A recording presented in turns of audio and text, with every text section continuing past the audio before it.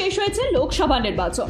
এই নির্বাচনে একদিকে এনডিএ জোট, অন্যদিকে কংগ্রেসের নেতৃত্বাধীন ইন্ডিয়া জোটের লড়াই বেশ রোমাঞ্চকর ছিল। একদিকে যেখানে এনডিএ জোটের দাবি ছিল আব কি বার 400 পার, অন্যদিকে ইন্ডিয়া জোটের দাবি ছিল যেন তেন প্রকারেণও বিজেপিকে ক্ষমতায় আসতে না দেওয়া। যদিও তৃতীয়বার ক্ষমতায় এসেছে নরেন্দ্র মোদীর সরকার, প্রধানমন্ত্রী হয়েছেন মোদী, কিন্তু খুব পিছিয়ে নেই ইন্ডিয়া জোটও। বরং 2019-এর বিজেপির একচেটিয়া জয় এবার অনেকটাই থাবা বসিয়েছে কংগ্রেস তথা ইন্ডিয়া জোট, যার ফলে একক সংখ্যাগরিষ্ঠতা পায়নি বিজেপি। তাদের নির্ভর করতে হয়েছে মিলিজুলি সরকারের উপর। আর এরই মধ্যেই বড় সড় দাবি করে বসলেন কংগ্রেস নেতা রাহুল গান্ধী।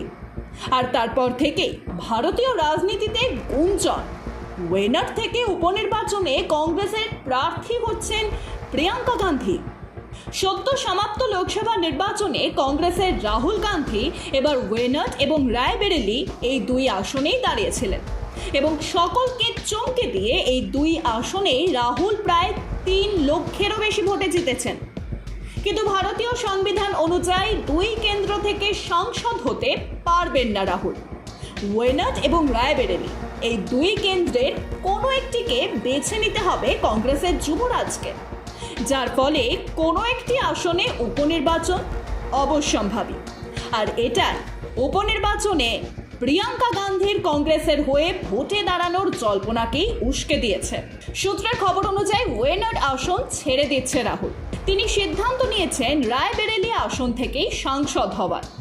অন্যদিকে গত মঙ্গলবার একটি জনসভায় রাহুল গান্ধী দাবি করেন যদি তার বোন প্রিয়াঙ্কা গান্ধী এবার বারাণসী কেন্দ্র থেকে লোকসভা নির্বাচনে দাঁড়াতেন তাহলে বারাণসী কেন্দ্রের জয়ী প্রার্থী প্রধানমন্ত্রী নরেন্দ্র মোদীকে 2 থেকে 3 লাখ ভোটে হারিয়ে দিতেন।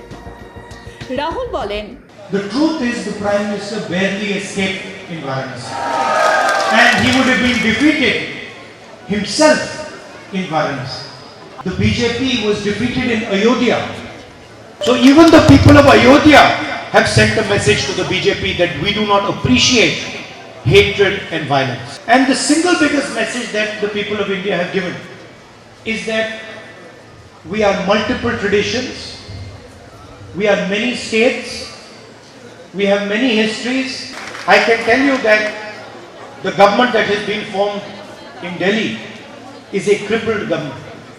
The opposition has dealt a fatal blow to the BJP. And you will see that even Mr. Narendra Modi's attitude will have to change because the people of India have sent him a clear message. রাহুলের এমন দাবির পিছনে যথেষ্ট যুক্তিও রয়েছে। অনেকেই প্রিয়াঙ্কার মধ্যে ইন্দিরা গান্ধীর ছায়া দেখতে পায়। 2004 সাল থেকে প্রিয়াঙ্কার মধ্যে সাংগঠনিক ক্ষমতা দেখতে পাওয়া গিয়েছে, কিন্তু কার্যক্ষেত্রে দেখা গিয়েছে বারবার ভোটের ময়দান থেকে সরে এসেছেন প্রিয়াঙ্কা।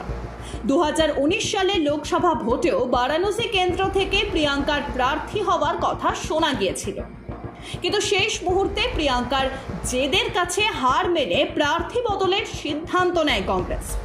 2022-এ প্রিয়াঙ্কা নিজেই উত্তরপ্রদেশের বিধানসভা নির্বাচনে জল্পনা উস্কে দিয়েছিলেন প্রার্থী হবার, যদিও শেষ পর্যন্ত প্রার্থী হননি তিনি।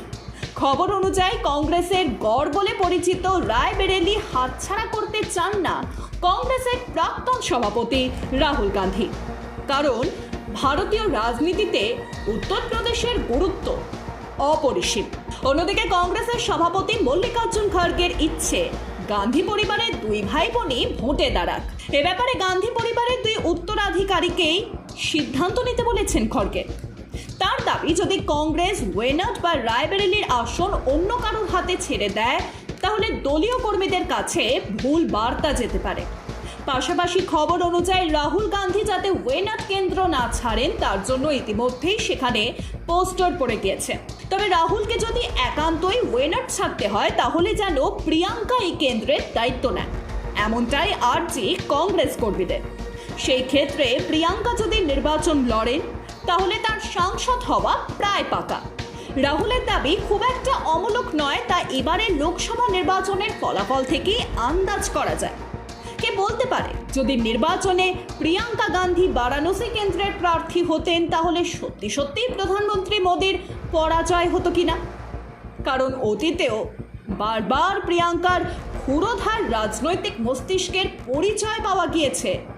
তাই হয়তো সত্যি সত্যি 2-3 লাখ ভোটে না হলেও অন্তত 1 লাখ ভোটে প্রধানমন্ত্রীকে হারিয়ে দিতে পারতেন তিনি। Bureau report, Pritam Bangla.